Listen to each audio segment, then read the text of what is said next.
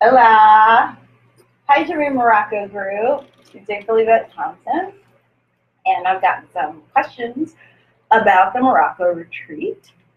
So I wanted to, one, introduce myself, two, answer some questions, and three, tell you why I decided to go in the business of organizing tours with Rashid from Experience Morocco.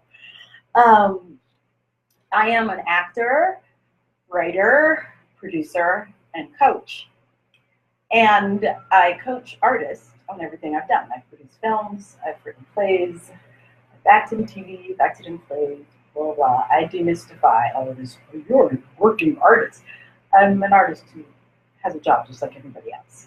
And what I have learned in choosing this path to be an actor, where everybody's like, oh my God, there's nothing safe about that. Nothing is guaranteed. I realized that part of the decision to become an artist and also a coach who coaches virtually, which is what gives me the freedom to travel anywhere I want. Being an actor also gives me the freedom to travel anywhere I want. If I'm not on set, my time is my own. And I realized probably right after my TED Talk, which I'll share with you guys, that came out of my solo show, that I was really sort of doing a kind of life coaching. I was figuring out what I was put here to do, and I was learning how to separate what people told me I should be doing from what my heart told me I needed to be doing. And in that process, I learned that people don't follow their bliss. They don't follow their dreams. They do what's expected of them. And then you get like 40. And you're like, what am I doing with my life? I'm unhappy. I have kids, I have the husband, I have the car, I have all the stuff. Why does it not feel like enough? Because you missed examining what your heart's desire is. I believe everybody is put here in this lifetime to learn a life lesson. And once that life lesson is learned, that person is now sort of a beacon for mankind about how to solve this particular problem. We all have a purpose. And part of our purpose is finding out why we were put here, what our particular gifts are. And you're never going to figure that out if you're always doing what people expect of you. I wrote a blog post, I'll share that with you guys later too, about parents being unable to separate their lives from their children's lives. So when you come home and your mom says, oh my God, you look so pretty even though you gained all that weight. Right? Now, what makes a parent think it's okay to say that? They wouldn't say that to a stranger. Oh, well, you're my child. Actually, I'm an adult. I'm a separate person. Right? There's a rite of passage that happens in life. Right? If you're healthy. When you come into adulthood, you separate out from your parents. If you're healthy, if that's a healthy relationship, which you should. Your parents did everything in their power to create a world for you where you had far more options than they did. So hopefully you'll do what they did, but better and more and without fear, right? But that never happens unless you go through the rite of passage, which is, this is my life, and it is not a reflection of yours. You gave up things so I could have more. Why would I repeat your life? Right? So when parents treat their kids like they're just an extension of them, their arm, right? And they're criticizing, it's because they're feeling like this thing about you that's not perfect is going to reflect badly on them. It's a reflection of them. Which, if you go through a proper rite of passage as an adult, right? You set a boundary. That your parents need to talk to you like you're a guest in their home, and they need to get to know the adult you. And you better hope that you become an adult you, otherwise you're just going to take care of them when they're 80. And they need you. That's a natural rite of passage. But if you don't make that rite of passage, you never figure out why you're here. You never find your bliss. You never find your joy. And it took a trip to Morocco for me to acknowledge that I found my joy a long time ago, but I wasn't following it because I was doing what I was supposed to do. Right? Initially, the choice to become an artist was something I come from a family who's poor. I grew up in government housing projects. Like this idea that you're going to be an artist, that's some bourgeois luxury like idea. Who does that? Like we're on food stamps. Like who does that? And I had an uncle that was like, you're a separate individual. You don't have to make decisions in your life based on your parents' fears because their fears are not yours. It's a different world that you're in. You have more options. They gave you those options. Why would you not use them? You went to college. They didn't get to go to college. You learned about finance. You could run your own business. They didn't get to do that. You got to do that because they gave you those gifts. Why would you not use them to make your life better, to move to the next trajectory, and figure out what you're supposed to learn next? And that never happens unless you pursue your bliss, right? The things that you dream about. Because you wouldn't dream about something, you wouldn't dream about owning your own business, you wouldn't dream about owning your own home, you wouldn't dream about being an artist, you wouldn't dream about being a painter, you wouldn't dream about being a pottery maker, you wouldn't dream about things that weren't meant for you. But the fact that you're dreaming about them and not living them is problematic. And that's the source of the unhappiness, right? It took me all these years to finally be like, okay, I'm going to be an artist. I'm going to figure out how to do it. And really everything that I needed was in my education that my parents were fastidiously for me to get. You know, I had all kinds of scholarships to private schools and fancy colleges, things that they never had, because they wanted me to have options. They wanted me to have the freedom to choose. And then I chose to be an artist. And I had the tools to get my own production company and salary myself and do all of that. I had all the tools. But then I got wrapped up in the game of being an artist. I was like, oh my gosh, I'm producing a movie. We need to win an award. I'm producing a Broadway play. I got a Tony nomination. I need to win an award. I'm going to stay here in the United States doing this hustle of being an actor, writer, producer, and chasing the awards. And what I realized is that that's not what I love about being an artist. And I was profoundly dissatisfied. The things that people were asking of me to do as an artist weren't using my gifts, which is to teach, right? To teach, to dream, to think, to enact processes, to figure out how to become more independent and not work for anyone. That's where my joy was. Do I like appearing on TV and getting that check? Sure. Do I want to do that 24/7? And my only life is arriving on a set at 4 a.m. and then leaving at 11 p.m. and never seeing my family? No. That's not my bliss. For some people it is. Wow, you have millions of dollars. You've been on a TV show forever. I've been on those sets. Those people work 17-hour days for 11 months out of the year. That's not a life I have. They don't even have lunch. They just film all day, right? So they have lots of this money. When do they get to spend it? That's not what my bliss is. My bliss is when I can teach someone, you already know what you need to know. Stop working for someone else and start your online business. Build your brand on Instagram, sell a product, and use those sales to feed your kids and take a vacation with your family. I realized that empowering people and teaching people was where my joy was. And I'd always loved Morocco. Let's get back to Morocco. Aesthetically, my entire apartment, you see some artwork behind me, is all in North Africa, and Berber and Tuareg, from the rugs to the furniture. It took me a long time in New York City to get authentic furniture because it's outrageously expensive here. So, you know, I just grabbed Moroccans that I knew were going home and was like, bring me back this. I was like, okay, these are my people. They want to charge you like $8,000 for a sofa here. A sofa that would be, you know, I don't know, like 2,000 dirham in Morocco. They want, you know, 600,000 dirham for it in here. Aesthetically, I'd always felt drawn to North Morocco, to North Africa. So that was an easy leap. I love the food. I love the history. You know, it was a place that I'd always dreamed of being because I'm an artist. I love beauty, you know, and it was my kind of beauty, right? I'll post some of my crazy apartment pictures up here. My entire apartment is sort of like Berber Tuareg with a little Southeast Indian. And, you know, like stew and rice is what I love. You know, in my heart, I am a tribal person, a nomad. And I like the culture that comes from that lifestyle.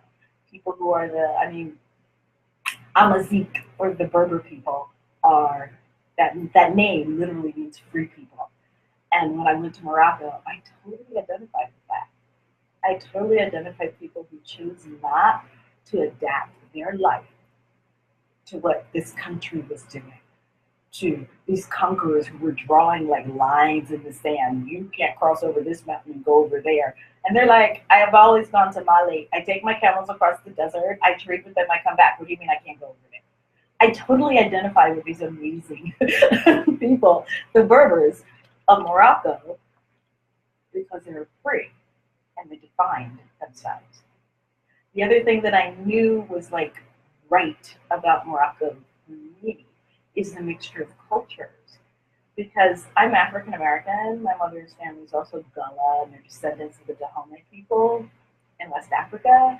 My father is Cuban and Bahamian and Arawak Indian. Like I grew up in a family in Miami with 17 different languages going on and 17 different tribes always at war. Right? The Arawak are a different tribe. Like, right? The Dahomey, a tribe like getting down here in America, and it's African Americans who are a different tribe. That all of that tribal warfare, but also that food and that culture was happening in my family. So when I landed in Morocco, I was like, this is just natural for me. It's like 18 different cultures all mixed together. People are like, do what you want to do. Like, you want to be Jewish, go be Jewish. You know, you want to be Muslim, go be Muslim. You want to go be a Christian, just don't bother anybody because we're all free. I really identified with that. And the other thing that was very exciting is that I went on this tour, and Rashid, who was my guide, the whole way I got to Morocco was like a sort of nomadic way of getting there. I decided to stop chasing auditions in this country, and I decided to only run towards sunlight. So only run towards things that make me feel good. And these videos, like the one I'm doing, I have all over YouTube or whatever. People find me all over the place on my websites. And a woman from college emailed me. She's like, I'm teaching, you know, young professionals about how to tell their stories. Would you come to Switzerland and do that? I was like, oh my God, sure. And she's like, what do you need to make? I was like, what? Because again, she'd seen me teaching in my TED Talk and in other classes, and I was doing what I loved. So when you do what you love, the universe brings more of that to you. That's actually just kind of how it works. It's the law of attraction. The thing that you find joy in, if you give over to it and you do it, it will bring more joy to you, and it will bring more abundance. So out of the blue, this woman from college I hadn't seen in 20 years was like, oh, come on, I'll pay for you to come over here and teach. Come on. Great. And I was like, oh, well, I'm going to be there for a week or whatever. But I've always wanted to go to Morocco. I wonder if there's a tour going. And sure enough, there was a tour happening one day after the teaching. I was like, how is that even possible? And then it gets better. Because I was like, oh my God, I don't have the kind of money for that. And the ticket from Switzerland to Morocco was $122. I was like, this is a no-brainer. Why am I not going to Morocco? The tour is there. I don't have to think about anything. Just go. The tour is cheap. I was like, well, what are you thinking? So on the spur of the moment, I bought a ticket. I went to Morocco. It's the best thing I ever did. Because my heart had always been wanting to go there. I had manifested Morocco in my apartment. like when I was 7, my father gave me a book called The Arts of Africa. It was all about the Tuareg. I was like, these are my peeps. Give me the jewelry. Give me the food. Give me the rugs. Give me the wraps. Give me the blue scarves. Give me the desert. Let's go. Of course, right? If you build what you love, more will come to you. And that's what I was learning. It was a no-brainer to go to Morocco. It was a complete no-brainer. It was so easy. It cost me nothing. That's like a once-in-a-lifetime thing where you just have to say, fuck it, I'm going. And it was the best thing I ever did, right? And it was unlike any other place in Africa I've been to. I've been in Western and Southern Africa, where people wanted to figure out what my caste was. Are you colored? Are you white girl? I was like, how much money do you make? What do you do? Before I opened my mouth, people wanted to know whether or not I was worthy to speak to them. And that was not so interesting to me. I was like, I'm an African, and then people would laugh. Not in Morocco. Not in Morocco. And I don't speak French. I speak Spanish and I speak English. And I love good food. And I'm a kind of a round girl, so clearly I love good food. So that's a universal language, and everybody in Morocco, they were like, "Do you want to eat this?" I was like, "Sign me up with that." I was like, and the warmth and the love of people who didn't care how much money I had, who didn't care about what I did for a living, who were just like, "Do you want to eat this? This is really good. Do you want to have tea?" Like, it was a place for nomads. It was a place where, since the 12th century, Spain and Spanish Moors and people from Sudan and Tuareg people and Berber people have been running there and fleeing oppression. So it's a culture made up of all these people. So the idea of somebody who looks a little different or mixed cultures make total sense. Everybody's sort of Arab, a little black, a little brown, a little thing. Everybody looks like baby brown Jesus. I'm sorry, it's amazing. And that warmth and that acceptance and the beauty, because I am a beauty addict, where I was like, I'm exactly where I should be. Even the cats loved me. All the people that worked in the hotels and stuff, all the people on my tour were like, how do you remember their names? I was like, because they're my peeps. And they were kind to me, and people got up out of their beds at 10 o'clock at night to make me lemon chicken touching. Hello, what? I was like, this is my place. And I would not have gotten to my place had I not had the courage to run towards the sunlight. And when I say run towards the sunlight, I'm talking about run towards things that feel good for you to do. I run my own online teaching business. It's all online. And met amazing people in Morocco who had like all their tour businesses and stuff on Instagram. And I was like, I could totally help them with this. You can start an online business with no money. You have Instagram and Facebook, you can advertise and get clients. That's what I did.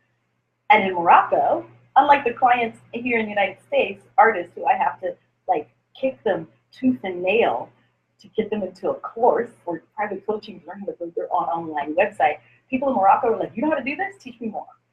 There was like a hunger to be an independent entrepreneur. Of course I fit in there. Of course. I was like, I need to go where what I have to offer is enjoyed. I need to go where people are really happy to see me. Like when I walk in the door, people are happy to see me. Not a little bit happy, but they're like, Saha! I was like, nicely done. Really happy to see me and break bread and talk about life and what we can make together. And I had an extraordinary experience like that in Marrakesh, where, okay, my friend Lucia's gonna laugh at me, but I did get on Tinder so that in every city I could meet someone from the city. And I did. And when I got to Marrakesh, and people were really fun. They were like, oh, you're here for a day. Let me take you to this bar where they are playing music. Oh, let's go here where they're watching this stuff. People were excited to show me their country. And I met cool people doing that. And in Marrakesh, I ended up meeting some cool people having like French coffee at 1 o'clock in the morning, following like a huge tagine. And people were speaking in 6 different languages and telling me their dreams about the businesses that they wanted to create and the riads and how that system worked and what kind of business I could build here. And they were like, you should do a yoga retreat outside the city. And I was like, these people are embracing me. That happened because I ran towards the sunlight. That's it. I ran towards what I did well, and it created more experiences for me to do what I do well, which is to teach and eat Moroccan food and like laugh with Moroccan people and look at all these baby brown Jesuses and eat tea, which is important. Because I'm an African. It felt very exciting to go to a country where everybody was like, yeah, I'm African. Here in the United States, everybody's trying to be white. I was like, everybody's glad to be an African here. I was like, this is a good place. And everybody's an independent thinker. You get to be who you are. That may not be true of everywhere, but I actually have to say that everywhere I went, since that's what I was manifesting, those are the people that I met. So that's what I'm going to do on this 17-day retreat. Take you to all these places, from the rural places, and we're going to travel rough, to the fancy cities, right? To the ruins, to nice restaurants, to holes in the wall, the best food you've ever had.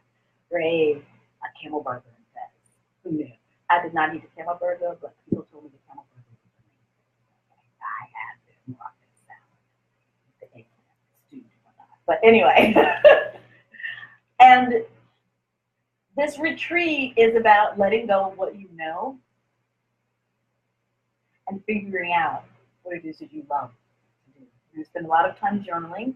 We're going to go all over the country, from the mountains to the ocean. Right? From Casablanca to Chefchaouen, across the Sahara Desert, into the mountains near Oud, the Atlas Mountains. We stay overnight. We're going to go to the beach. We're going to go to Asuida, and there's another, I'm forgetting the name of the town. Tarfut. I could be messing this up.